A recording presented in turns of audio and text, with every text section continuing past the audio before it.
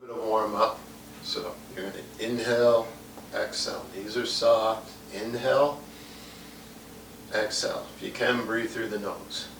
Okay, so inhale through the nose, exhale through the mouth. If you can't, breathe whatever way you can. Just nice, easy movements. You're going to roll your shoulders. You can do this longer. I'm just doing it so the video doesn't keep going on and on and on. You're going to move your hands around, step on the spot, go around the other way, just loosen the shoulders up. You can do alternate. You can swing your arms, just make sure you don't hit anything. Okay, if you need to, you can hold on to a chair, circle your foot. Try not to have your foot way out front, try to keep it to the side. If you are going to hold on to something, do it very minimally so you're not putting all your weight on it. We want your weight here. And that's a key factor. I'm not going to do the other side, but you get the idea. Okay, so this is more of opening up the spine and the muscles around the spine. If you can, you're going to go hands and knees. If you can't, you can go on your forearms. You can also elevate so you're holding on to something. But let's try it this way. Knees are apart, hands are apart, palms under the shoulders, knees under the hips. You can go forward a bit. Just watch your lower back. You're going to do the cat. And I want you to dig your claws into the ground or the floor. Drop your head, and you do that on an inhale. And then on an exhale, you stretch out and you lift your head. Only lift your head as high as is comfortable. The more you do this, the higher you'll be able to lift your head. So inhale, and then exhale. And hold it for a sec. You could do that 5 to 8 times. You could do 2 sets of it. Another one we want to do is work the core. So I'm drawing my tummy in and holding. So belly button towards spine. Draw it in, hold it, let the stomach go. Draw in, hold it, again, 5 to 8, maybe even 12 times. But make sure you hold it in for a count of up to 3. The problem with counting is you forget sometimes what you're doing. And so I just hold it to where you go, hey, that feels it's worked. And then relax, draw in. And you're really strengthening up your core when you do that.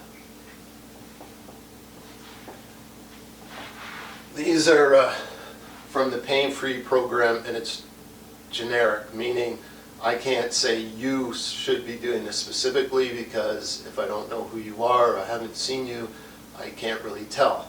There is a little test to do, but you can get the book if you want to do that. This should be, for me, a bit lower. It's called 90-90. And you're here, and you let your hands up. And again, I'm kind of limited with the fireplace because I want you to be able to see this. You could go out a bit wider if you want. No tension in the neck. And the idea is you are going to try to flatten your back out a bit and get it tacked. Okay, and you would actually hold that. If I can get Charlie to move. Okay, well, that's not going to work. So there's different ways of doing it. I'm going to also demonstrate a little exercise routine.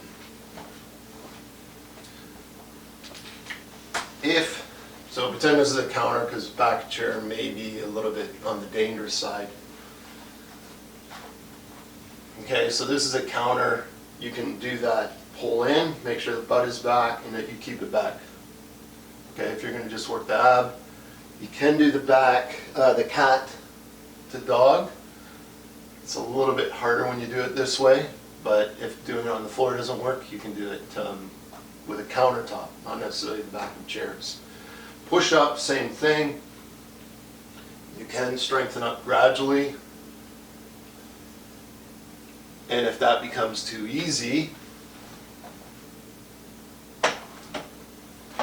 you gradually go lower. And it's alignment. Make sure you're not twisting or turning. You want to keep the whole spine in alignment. For some, the hip wants to rotate. We do not want that.